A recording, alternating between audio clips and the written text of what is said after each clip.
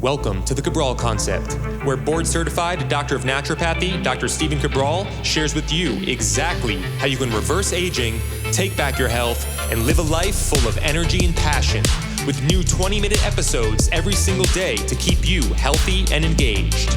Now, here's your host, Dr. Stephen Cabral. All right, everybody, we are here. First Cabral HouseCall of the weekend. If you're new to the show, welcome. We always answer about 5 to 6 of the community's questions each and every Saturday and Sunday, so about a dozen questions per weekend. They've come in now over the past 10 to 12 weeks. We simply gather up those questions. We don't edit them at all. The very first time I see them is right now as I open up the big Ask Cabral document that my team so graciously puts together each and every week, and we answer those questions in their raw format. So I always do my best to read them, how you wrote them, and then give you my first thoughts as to what I would do for myself, for my family, or those in my private practice. Of course, I can't give you any medical advice, medical treatment plans, medical cures, or medical diagnosis, but as I always say, we're looking for something even better, and that's an underlying root cause. All right, without further ado, let's dive into the show. It looks like the first question is from Kelsey. And Kelsey says, "Hi, Dr. Cabral. I love your podcast as it has helped me turn my health and my mindset around completely. So thank you for all that you do." Thank you, Kelsey. Appreciate that and glad that it's helping. I recently saw some information that scares me and I would like your opinion. Wild-caught fish are a huge part of my diet and I eat a piece of wild-caught salmon every day. What scares me is that I just came across several articles talking about how most fish, including wild-caught, contain extremely toxic levels of PFAs or forever chemicals that cause all sorts of health issues and that these chemicals can stay in the body forever. This is extremely disheartening to me as fish are a staple of my main diet and I'm trying to get the health benefits from them. Does this make it not worth it to eat the fish? All right, it's a great question. So I eat a good amount of fish in my diet as well. And what I try to do is obviously source the best quality wild-caught fish. And I look for the smaller fish whenever possible. Wild salmon is something I have myself a couple times a week, and then I eat other types of fish as well. And what I would share with you is a podcast I just did on this. And it was episode 2818. The reason you didn't see it is that you wrote in at least a month or two ago. And so you wouldn't have already known I was coming out with the show.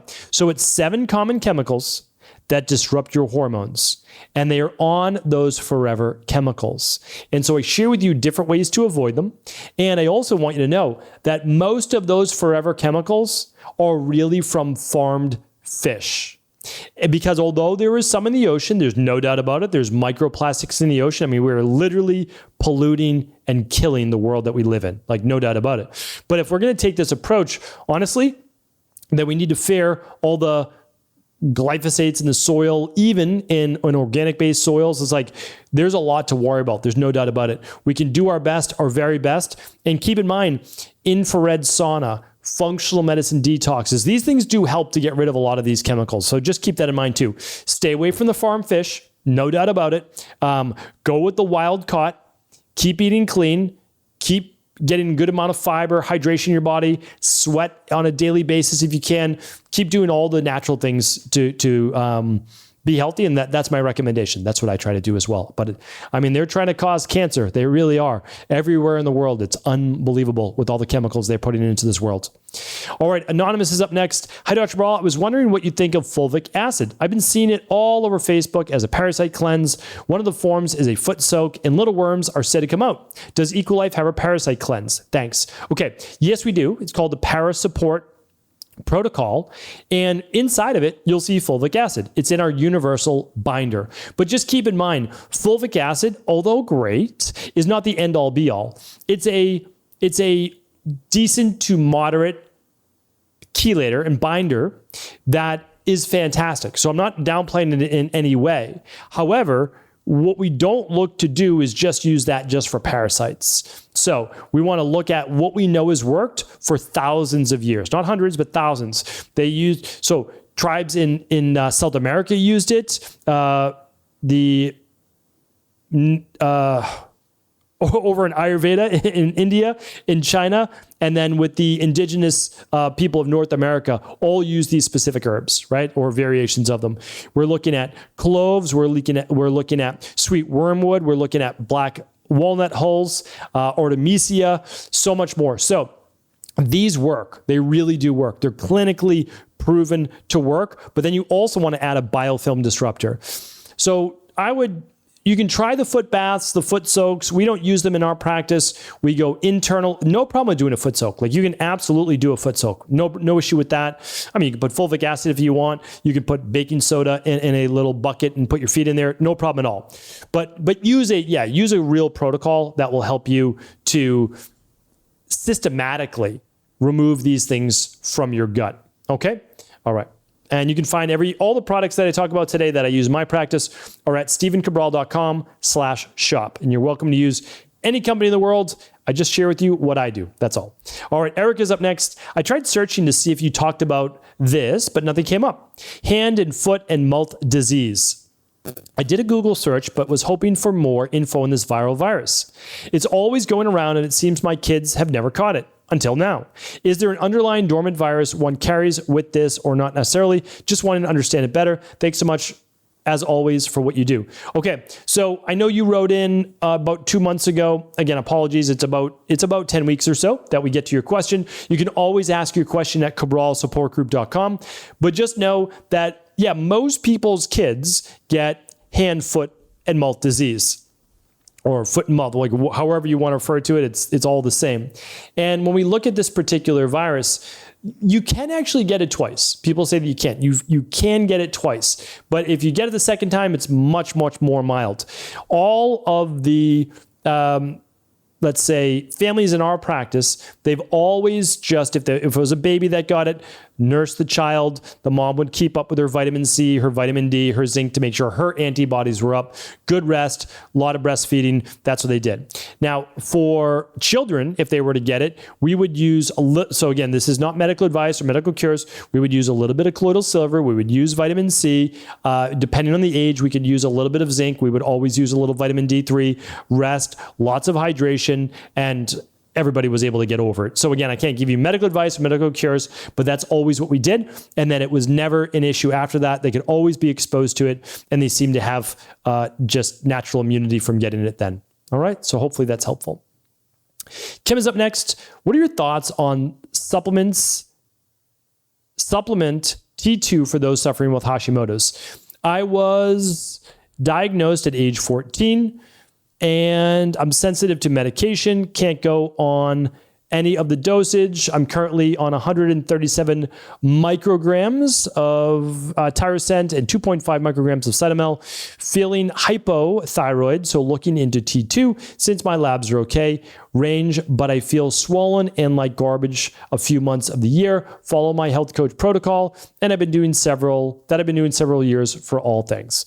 Okay, so happy to help with this. We have a very specific protocol that we use for autoimmune-based thyroid as well as low thyroid. And so what I want to share with you is that we don't like to guess. So we test exactly what you need. And that's the bottom line. So the best thing that you can do is run the Big Five. That's the ultimate thing you can do. So you can look at your omega-6s to your omega-3s, your food sensitivities. You can look at your gut function. You can look at your methylated Bs. You can look at your minerals. You can look at your heavy metals. That's what we need to do. And then on the stress, mood, and metabolism, which is part of the Big Five labs that you can do right at home, it's going to look at your cortisol levels. It's going to give you a reason why your thyroid is low. That's basically the bottom line. And you want to test it when you're having symptoms so that you can actually see, this is what my body looks like when I'm having symptoms. And then we can recommend exactly what it is that your body needs. Nobody else's. And again, we're not saying that we're curing disease, but this is what we do. We remove the food sensitivities. We heal the gut, especially in all autoimmune issues. Then we're saying, does this person need selenium? If so, okay, we can get that. Do they need iodine? If so, okay, we'll give that. What about B6? What about zinc? What about copper? We'll do all of the things that you may need for your thyroid to give it what it needs. And then if you have blockers of thyroid hormone, such as mercury or bromine or chloride or arsenic or I've already mentioned mercury as well. Cadmium is the other one. Then we can help to remove those with our heavy metal detox protocol. So all of these are already available. They're at stevencabral.com/shop. You can find the big five. You can find just the stress, mood, and metabolism. We can give you all the things that we need to help rebalance the body. Because remember, a healthy body can't be sick. And if a body's not healthy, it's because there are certain toxicities like heavy metals or deficiencies like some of the minerals and vitamins that I named. All right. So that's exactly how we do it. And we're happy to help. And it takes all the guesswork out. All right. Anonymous is up next. It says, hello. I was wondering, how would you flush the kidneys for a child after completing the CBO protocol? Thanks so much. Okay. So for the question to me would be, why do you need to flush the kidneys? Right. So that's my question. I don't know why we would need to flush the kidneys, but if we did, we could use certain natural low dose herbs that could be very beneficial for the kidneys, like juniper and dandelion and ginseng and a few others. So they can be taken as tinctures made with glycerin rather than alcohol, because most adult tinctures are made with alcohol. And we can put that in a couple drops of water and we could use that. Now we can also just use other things, like we can make our own homemade ginger tea and then add a little bit of Manuka honey to sweeten it up for them, because most kids will not like ginger tea. Add a little bit of lime to that. My daughters love that concoction right there. Ginger tea with natural honey. We use Manuka honey or we use local wildflower, and and lime, squeezed lime. And you can even do it with a little bit of like sparkling spring water if you want. So some kids like it, some kids don't. But if you needed to, you can certainly do that as well. A little bit of cranberry juice in that wouldn't hurt, or a little D-mannose. So yeah, but the big question is you shouldn't need to after the EcoLife CBO protocol. There's a children's CBO protocol, but that's of course your decision. And there's nothing wrong with it either. So I'm not trying to talk you out of it. I'm just saying I don't know that there'd be a need to. That's all. All right, let's see. Can we get another question in? We can. Let's get in one more question today. It's from Maria, and Maria says, hello, Dr. Brawl. I cannot fall asleep anymore. I have to take sleeping pills. Why is it that I don't have the sleep drive anymore? And what is going on? And what can I do for a more natural way to sleep? Thanks, Maria. Okay, happy to help here. So, as someone that was a complete insomniac for 28 years of my life, I used to be on sleeping pills when I was a later teenager and in my early 20s. And the sleeping pills made me feel almost as worse as not sleeping. Like almost as bad. Like they were horrible. My doctor would give me Ambien. They would give me then Lunesta. And Lunesta was like a little better than Ambien, but I still felt like I had this headache and this grogginess. Then I woke up. It was horrible. But you have to keep in mind, an insomniac, like someone that can't sleep, it would take me 3 to 4 hours to fall asleep. 3 to 4 hours. And I'd still have to wake up at a normal time. Like I have to go to class. I'd have to go to like normal. So I would get maybe like 3 to 4 hours of sleep at night. And it was awful. And so I'd wake up in REM sleep or deep sleep, and I'd feel so groggy when the alarm clock went off. So I totally get it. But I ran my at-home labs, literally, found out what was wrong, changed my life. Now I have 0 sleeping issues. I went from a complete insomniac to I post my sleep scores literally all the time on Instagram when I can think about it. And I get 90 plus minutes of deep sleep and 2+ hours of REM and 8 hours of sleep a night. And so there is hope, of course. You need to find out if you're deficient in magnesium or magnesium and calcium or even some potassium. You need to find if you're deficient in B vitamins. And there's a lot of nutrients that go into it. If possible, run the Big 5 labs. I've mentioned them before. If you can't run the Big 5 labs, run the starter kit. And that will tell you so much. And if you can, add on one more lab called the stress, mood, and metabolism to see if it's high cortisol at night. But as you get older too, and this happens a lot with women in our practice that we speak with, once you start to drop in hormone levels, it can affect your sleep. If you drop in thyroid, it can affect your sleep. If your cortisol increases in the evening because of stress or a lot of things in your mind, that can affect your sleep. So if possible, run the Big 5. If not, run the starter kit. And then if you can do a third, run the stress, mood, and metabolism.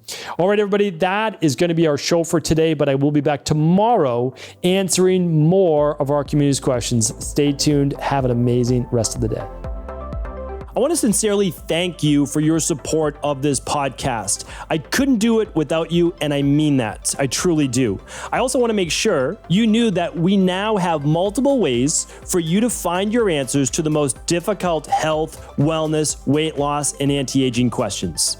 You can find podcast-specific topics like thyroid, adrenal, hormones, sleep, digestion, Ayurveda, and many more at stevencabral.com/podcasts that will then link you to your favorite Apple, Spotify, and other podcast players. Plus, all new podcasts and weekly exclusive video content is being added to our YouTube channel at youtube.com/Stephen Cabral. And that's Stephen with a PH. Head on over and subscribe so that you don't miss any of the exclusive content. Lastly, if you've ever found any of my podcasts or books to be helpful, I would really appreciate it if you could leave a review on iTunes or your favorite media player for the podcast. Rating and subscribing to the YouTube and podcast allow me to reach more and more people and help spread my mission of healing throughout the world. Thank you again for being a part of this movement.